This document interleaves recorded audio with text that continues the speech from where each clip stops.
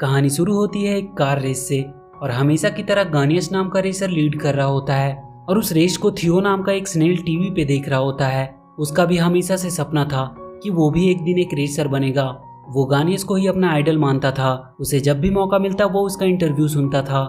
गानियस अपने इंटरव्यू में कहता है कि कोई भी सपना बड़ा नहीं होता और सपना देखने वाला कभी छोटा नहीं होता। ये लाइन थियो को हमेशा मोटिवेट करती थी। थियो का बड़ा भाई चेट उसके रेसर बनने के सपने को लेकर हमेशा चिंतित रहता था। वो उसे समझाने की बहुत कोशिश करता था कि वो एक स्नेल है और वो कभी भी एक रेसर नहीं बन सकता, पर उसकी कोई भी बातों का उस पर कोई असर नहीं होता था। वहीं के एक गार्डन में थियो बहुत से स्नेल के साथ रहता था। उन सब का बस एक ही काम था, वहाँ के पौधों से पके हुए टमाटर को इकट्ठा करो और फिर आराम से खाते रहो। पर वहाँ भी थियो उन टमाटर को लुढ़काकर उनसे रेस करने की कोशिश करता था, जिसे देखकर वहाँ के सारे स्नेल उसका बहुत मजाक उड़ाते थे। चेट उससे कहता है कि वो कब अपने सर से इस रेस का भूत उतारेगा। वो ये क्यों नहीं समझता कि वो एक स्नेल है और कुदरत ने उन्हें ऐसा नहीं बनाया कि वो एक रेसर बन सके। उसे ये बात मान लेनी चाहिए कि वो एक बहुत ही सुस्त और बेजान जीव है। इस बात को वो जितनी जल्दी एक्सेप्ट कर लेगा उसके लिए उतना ही अच्छा होगा। तभी वहाँ के घर से एक बच्चा अपनी बाइक लेकर बाहर निकलता है। उसे अपने पास जो भी कीड़ा दिखाई देता था वो उसे अपने बाइक से कुचल देता था। सारे स्नेल उसे देखकर अपने सेल में छुप जाते हैं। रात में फिर से थियो गानियस का इंटरव्यू देख रहा होता है, जिसमें वो कह रहा था कि हर रेसर के जीवन में एक वक्त ऐसा आता है जब उसे कुछ सेकंड्स में डिसीजन लेना होता है कि पीछे हटे या आगे बढ़े, एक चांस लेकर सब कुछ दांव पे लगा दे या सेफ खेलते हुए हार को गले लगा ले। अगले दिन वो सब स्नेल फिर से अपने गार्डन में टमाटर खा रहे होते हैं। तभी एक बड़ा सा पका हुआ टमाटर गिरता है, पर वो लुढ़कता हुआ उनके गार्डन से बाहर गिर जाता है। सारे स्नेल उसे खाने के लिए उसकी तरफ जाने का सोचते हैं। तभी चेट सबको रोक कर कहता है कि आज घास काटने का दिन है, और तभी एक आदमी अपने घास काटने की मशीन लेकर वहां आता है। सारे स्नेल वापस चले जाते हैं। तभी थियो चेट से कहता है कि तुमने इतनी जल्दी हार मान ली। वो उस टमाटर की तरफ देखता है और उसे गानियस की बात याद आती है कि एक चांस लेकर सब कुछ दांव पे लगा दो या फिर हार को गले लगा लो, और वो उस टमाटर की तरफ बढ़ने लगता है। चेट उसे वापस आने को कह रहा होता है, पर थियो को अब वो एक रेस जैसा लग रहा था। उसे घास काटने वाले से पहले टमाटर तक पहुंचना था। वो अपनी पूरी स्पीड के साथ उसकी तरफ बढ़ रहा होता है, पर उसकी स्पीड इतनी कम थी कि बहुत जल्द वो घास काटने वाली मशीन उस तक पहुंचने ही वाली थी और वो उसमें कटकर मरने ही वाला होता है। तभी चेट पाइप के पानी की फोर्सिंग से उसे मशीन से कटने से बचा लेता है। चेट उसके पास आता है और कहता है कि तुम्हें मरने का शौक है क्या? तुम्हारा दिमाग कहाँ है? थियो उदास होकर वहां से चला जाता है और वो रोड के किनारे आ जाता है। तभी एक बड़ा सा ट्रक उसके पास से गुजरता है और वो उड़ता हुआ वहां से दूर एक कार के बोनेट पे गिरता है, जो एक रेसिंग कार थी और रेस स्टार्ट हो चुकी थी और थियो उस गाड़ी के बोनेट पे ही होता है। पहली बार उसने इतनी तेज रफ्तार का अनुभव किया था। उसे बहुत मजा आ रहा होता है। तभी एक झटके से वो कार के इंजन के अंदर चला जाता है। उस कार का ड्राइवर अपनी स्पीड बढ़ाने के लिए नाइट्रस ऑक्साइड का यूज करता है और वो थियो के अंदर भी चला जाता है। उसके सेल में बदलाव होने लगते हैं और तभी वो कार से बाहर निकलकर रोड पे गिर जाता है। सुबह उसकी आंख खुलती है और वो वहाँ पे अपने आप को अकेला पाता है। वो वापस से अपने गार्डन में आ जाता है। तभी वो अपने अंदर कुछ बदलाव महसूस करता है। उसके दोनों आंख किसी कार के हेडलाइट जैसे चमक रहे होते हैं और उसके सेल के पीछे भी लाइट जलने लगी थी। वो इन सबको देखकर बहुत हैरान था। उसकी हरकत एक कार जैसी होने लगी थी। वो इन्हीं सबसे परेशान होकर वहाँ घूम रहा होता है। तभी वहाँ वही बाइक वाला बच्चा आता है जो उसे कुचलने वाला होता है, पर वो बहुत तेजी से उससे बचकर भागने लगता है। उसकी स्पीड अब काफी बढ़ चुकी थी। वो अपनी स्पीड से उसे उसके बाइक से नीचे भी गिरा देता है। ये देखकर वो बच्चा उससे डरकर घर के अंदर भाग जाता है। थियो अपनी स्पीड देखकर बहुत खुश था। वो उस बाइक को ले जाकर उस गार्डन में टकरा देता है, जहाँ बहुत से स्नेल अपनी मीटिंग कर रहे होते हैं। उन सारे स्नेल का लीडर कार्ल थियो और उसके भाई चेट पे बहुत गुस्सा करता है और उन दोनों को अपने समाज से बाहर निकाल देता है। चेट इसके लिए थियो पे बहुत गुस्सा करता है। वो कहता है कि वो कब तक उसकी गलतियों के लिए सबसे माफी मांगता रहेगा। थियो अपने अंदर होने वाले बदलाव को उसे बताने की कोशिश करता है। तभी एक क्रो आकर चेट को अपने पंजों में उठाकर वहां से लेकर चला जाता है। थियो अपनी पूरी स्पीड से उसका पीछा करता है। वो क्रो चेट को खाने ही वाला होता है कि तभी थियो आकर उसे बचा लेता है। चेट थियो को अपने पास देखकर बोलता है कि ये उसने कैसे किया। तभी टीटू नाम का एक लड़का उन दोनों को पकड़कर अपने साथ लेकर चला जाता है। वो उन्हें लेकर एक जगह पहुंचता है जहाँ बहुत से लोग पैसा लगाकर स्नेल की रेस करवाते थे। वहाँ और भी बहुत सारे स्नेल्स थे। उन सबको एक छोटे से रेस ट्रैक पे खड़ा कर दिया जाता है और रेस शुरू हो जाती है। थियो चुपचाप खड़ा होता है। वहाँ के बाकी लोग टीटू पे हंस रहे होते हैं कि उसका स्नेल तो चल भी नहीं पा रहा है। तभी थियो अपनी फुल स्पीड में आगे बढ़ता है। उसके स्पीड से सब कुछ बिखर जाता है। वो वहाँ के आसपास का पूरा एक चक्कर लगाकर वापस आता है। सब उसे देखकर हैरान थे। चेट उसे साइड में ले जाता है और उससे कहता है कि ये तुम्हारे साथ क्या हो रहा है? लगता है तुम्हें कोई खतरनाक बीमारी हो गई है। पर थियो उससे कहता है कि उसे डरने की कोई जरूरत नहीं है, वो बिल्कुल सही है। टीटू थियो को अपने हाथ में उठा लेता है और उससे कहता है कि उसे नहीं पता कि वो कहाँ से आया है, पर वो बहुत कमाल का है। तभी टीटू का भाई उसे आवाज देता है और कहता है कि दुकान में आकर वो कुछ काम भी कर ले। उनका काम टैकोस बेचना है, ना कि स्नेल्स की रेस करवाना। टीटू अपने भाई से कहता है कि अभी तक उसने इस स्नेल की रेस नहीं देखी है, ये बहुत ज्यादा तेज है और अगर वो इसकी रेस करवाते हैं तो वहाँ लोगों की लाइन लग जाएगी और उनके सारे टैकोस भी बिक जाएंगे। उसका भाई उसे सपने देखना बंद करके काम करने को कहता है। टीटू थियो के लिए एक बेड बनाता है और उसे गुड नाइट बोलकर चला जाता है। कुछ देर बाद उसके पास वहाँ के बाकी स्नेल्स आते हैं। उन सब का हेड विप्लैश नाम का एक स्नेल होता है। वो सब थियो से पूछते हैं कि वो इतना तेज कैसे हुआ। वो उसे अपने गैंग में शामिल होने को कहता है, पर थियो उससे कहता है कि वो लोग बहुत स्लो हैं, इसलिए वो उनके गैंग में शामिल नहीं हो सकता। विप्लैश उसे उनके साथ एक रेस करने को कहता है। थियो इसके लिए मान जाता है। विप्लैश उससे कहता है कि जो सबसे पहले उस चमकते हुए स्टार तक पहुंचेगा वही इस रेस का विनर होगा। रेस स्टार्ट हो जाती है। वो सारे स्नेल दिमाग लगाकर वहां लगे तार से स्लाइड होकर जाने लगते हैं। थियो अपनी पूरी स्पीड से उनके पीछे जाता है और बहुत जल्द उनसे आगे भी निकल जाता है, पर वो वहां के तार के अंत में घूमता ही रह जाता है और बाकी के स्नेल उससे पहले स्टार तक पहुंच जाते हैं। विप्लैश उससे कहता है कि सिर्फ तेज होने से कुछ नहीं होता, दिमाग भी होना चाहिए। अगले दिन चेट थियो से कहता है कि तुम कब तक इस टीटू नाम के लड़के के साथ रहने वाले हो, ये तुम्हारा इस्तेमाल अपना धंधा बढ़ाने के लिए कर रहा है। तभी टीटू वहाँ आता है और कहता है कि वो थियो को किसी न किसी तरीके से सब लोग तक पहुंचाएगा और फिर उनके दुकान के पास उसे देखने के लिए बहुत भीड़ लगेगी।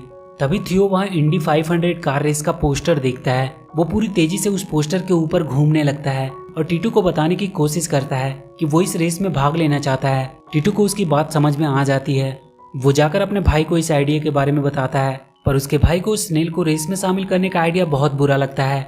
वो कहता है कि रेस में कुछ नियम होते हैं, वो कभी एक स्नेल को रेस में शामिल नहीं होने देंगे। टीटू कहता है कि उसने रेस के सारे नियम को पढ़ा है और उसमें ये कहीं भी नहीं लिखा है कि एक स्नेल उसमें भाग नहीं ले सकता, उसे सिर्फ रजिस्ट्रेशन कराने के $2000 चाहिए।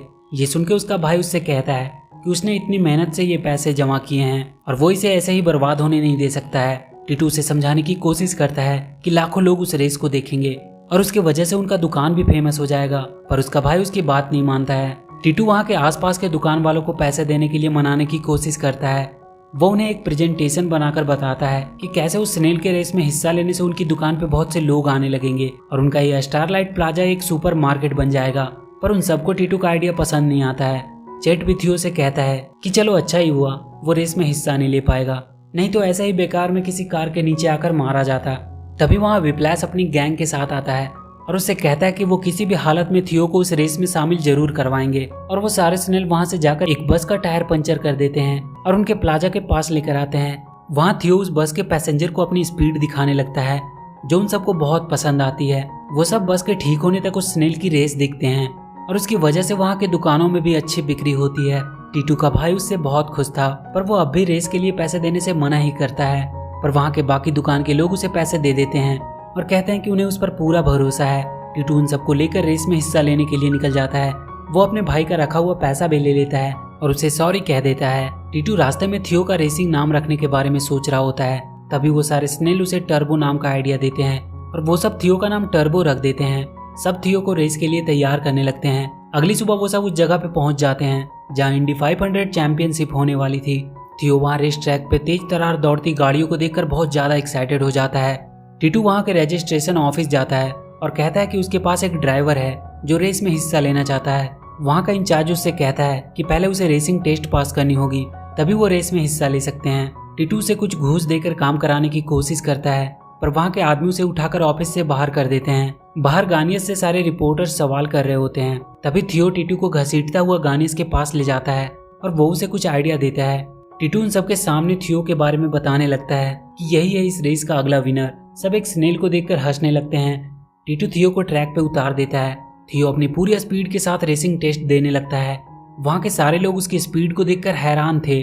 उस रेस में थियो की स्पीड 226 किलोमीटर पर आवर थी, जो कि रेस में हिस्सा लेने के लिए काफी थी। थियो की रेसिंग वाली वीडियो इंटरनेट पे वायरल हो जाती है। सब लोग उसके बारे में ही बात कर रहे होते हैं। ये खबर इंडिकार के सीईओ तक भी पहुंचती है। वो एक प्रेस कॉन्फ्रेंस करता है और सबको बताता है कि वो एक स्नेल को रेस में हिस्सा लेने नहीं दे सकता, पर वहाँ के सारे लोग इसके खिलाफ प्रोटेस्ट करने लगते हैं। तभी गानियस भी कहता है कि कोई भी रेसर छोटा या बड़ा नहीं होता, इसलिए उस स्नेल को भी रेस करने का पूरा हक है। इंडिकार के सीईओ को भी उनकी बातें माननी पड़ती है। सब लोग बहुत खुश हो जाते हैं, पर चेट अभी भी उदास था। रात में थियो उससे बात करता है कि वो उसके रेस में हिस्सा लेने से खुश क्यों नहीं है। चेट उससे कहता है कि उसे उसकी परवाह है, वहाँ रेस में बहुत सारी गाड़ियाँ होगी, वो उनका मुकाबला नहीं कर पाएगा। पर थियो उससे कहता है कि उसे अपने आप पे भरोसा है और काश वो भी उस पर थोड़ा भरोसा करता। ये बोलकर वो वहाँ से चला जाता है और वो गानियस के गैराज में पहुँचता है। वहाँ उसकी कार को देखकर उसे उससे प्यार हो जाता है। वो उसके जीते हुए चैंपियन कप को देखने लगता है। तभी वहाँ गानियस आता है और उसे कहता है कि कहीं उसकी नज़र उसके कप पे तो नहीं है। वो थियो को अपने हाथ में उठाकर कहता है कि कितना छोटा है वो, इसलिए सब लोग उसे रेस करते हुए देखना चाहते हैं। बहुत सारे लोग इस रेस को देखने के लिए आएंगे, पर हमेशा की तरह जीतना तो उसे ही है। वो थियो से कहता है कि अभी भी मौका है, रेस से वो बाहर निकल जाए, और वो उसे अपने गैराज से बाहर कर देता है। अगले दिन रेस शुरू होने वाली थी। टीटू थियो को गुड लक बोलकर उसके ट्रैक पे रख देता है और रेस शुरू हो जाती है और पहला वार्म अप राउंड शुरू हो जाता है। थियो देखता है बहुत से लोग उसे देख रहे हैं। वो अपनी पूरी स्पीड से आगे बढ़ने लगता है, पर वहाँ इतनी सारी गाड़ियों के आसपास होने से वो बहुत घबरा रहा था। वो कई बार तो कार के नीचे आते आते बचता है। देखते ही देखते 30वां लैप शुरू हो जाता है। थियो अपनी टीम के पास रिफ्रेशमेंट के लिए आता है। विप्लैश और उसकी सारी टीम उसका अच्छे से मेंटेनेंस करते हैं। विप्लैश उससे कहता है कि वो एक कार नहीं है बल्कि एक स्नेल है, इसलिए वो एक स्नेल की तरह रेस करे, ना कि एक कार की तरह। वो फिर से रेस में शामिल हो जाता है और इस बार वो कॉन्फिडेंट लग रहा था। वो अपने आगे की कार्स के नीचे से निकलकर उनसे आगे निकल रहा था। ये देखकर सारे लोग उसका हौसला बढ़ाने लगते हैं। चेट भी उसे देखकर अब खुश हो रहा था। बहुत जल्द थियो की टक्कर गानिस के कार से होने लगती है। दोनों एक दूसरे से आगे निकलने की कोशिश कर रहे होते हैं, पर तभी आगे निकलने के चक्कर में ट्रैक पे पड़े टायर के कुछ टुकड़ों से टकराकर थियो वहाँ की रेलिंग से जाकर टकरा जाता है। उसे बहुत चोट आती है, उसका सेल भी डैमेज हो जाता है। टीटू और उसके लोग उसे रेस से बाहर कर देने को कहते हैं, क्योंकि अगर एक और चोट लगी तो ये बर्दाश्त नहीं कर पाएगा और इसकी जान भी जा सकती है। पर थियो को अब वो सारी गाड़ियाँ एक टमाटर जैसी लगने लगती है और वो अपनी पूरी स्पीड के साथ रेस में आ जाता है और बहुत जल्द वो गानिस के कार के पास पहुँच जाता है। बीच बीच में उसका पावर खत्म हो जा रहा था, पर वो हार नहीं मानता है और वो बहुत जल्द गानिस के कार से भी आगे निकल जाता है। फाइनल लैप अब शुरू हो चुकी थी और थियो सबसे आगे चल रहा होता है। गानिस उससे किसी भी हालत में आगे निकलने की कोशिश करता है और इसी चक्कर में वो भी उन टायर के टुकड़ों की तरफ चला जाता है और उसकी कार आउट ऑफ कंट्रोल हो जाती है। पर वो अपने हाथ से थियो का सेल के ऊपर का हिस्सा निकाल देता है। सारी कार्स वहाँ गानिस के एक्सीडेंट से ट्रैक पे ही रुक जाती है। थियो भी घायल होकर वहीं गिरा था। उसका सेल टूट चुका था। वो अब आगे नहीं बढ़ पा रहा था, पर वो अपने मंजिल के इतने करीब आकर हार नहीं मानना चाहता था। वो अपनी धीमी स्पीड से ही आगे बढ़ने लगता है। उसके हार न मानने वाले हौसले को देखकर वहाँ के सारे लोग उसका हौसला बढ़ाने लगते हैं। गानिस भी अपनी टूटी कार को हाथ से ही खींचकर फिनिशिंग लाइन तक लाने की कोशिश करने लगता है। वो किसी भी हालत में थियो को रोकने की कोशिश करता है, पर थियो सेल के अंदर घुसकर लुढ़कता है और फिनिशिंग लाइन को पार कर जाता है। वो ये रेस जीत चुका था। सारे लोग बहुत खुश हो जाते हैं। थियो को चैंपियन कप दे दी जाती है। टीटू और वहाँ के बाकी सभी दुकान की किस्मत अब बदल चुकी थी, क्योंकि उनका वो प्लाजा अब फेमस हो चुका था। थियो का टूटा हुआ सेल भी अब रिकवर हो चुका था और उसका पावर भी वापस आ चुका था। और इसी के साथ ये मूवी यहीं खत्म हो जाती है। तो वीडियो अगर अच्छी लगी हो तो please do like and share the video and please subscribe to my channel and press that bell icon